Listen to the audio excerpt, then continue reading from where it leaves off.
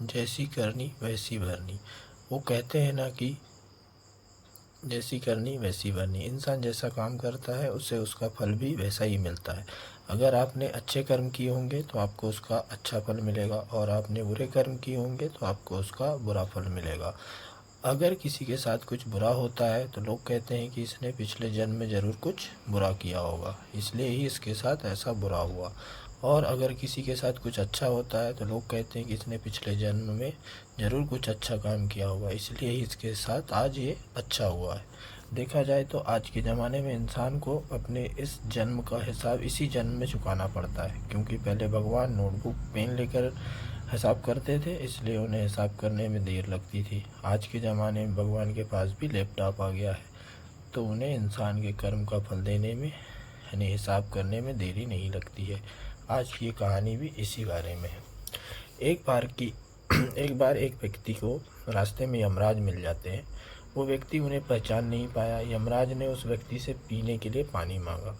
उस व्यक्ति ने बिना कुछ सोचे और बिना एक भी क्षण गवाए यमराज को पानी पिला दिया। पानी पीने के बाद यमराज ने उस व्यक्ति को बता दिया कि वो उसके प्राण लेने के लिए आए, किंतु उस व्यक्ति ने यमराज की प्यास बुझाई है, इसलिए वो उन्हें अपनी किस्मत बदलने का एक मौका देते हैं।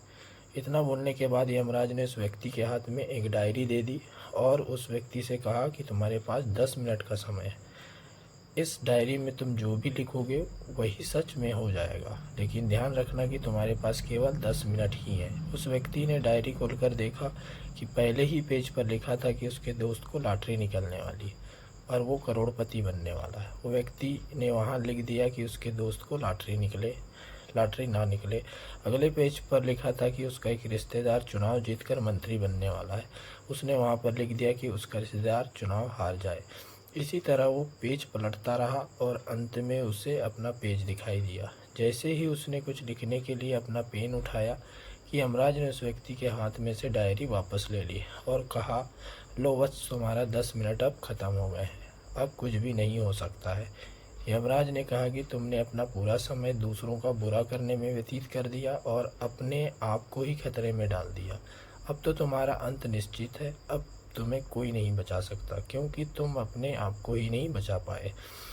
यह सुनकर वो व्यक्ति बहुत ज़्यादा पछताता है, लेकिन अब पछताने से कुछ नहीं हो सकता था, क्योंकि अब सुनहरा मौका उसके हाथ से निकल चुका था। मोरल ऑफ द स्टोरी, अगर भगवान ने आपको कोई शक्ति दी है तो कभी किसी का बुरा ना सोचें और ना ही किसी का बुरा करें। दूसरों का भला करने वाले सदा सुखी और दूसरों का बुरा करने वाले सदा दुखी रहते हैं।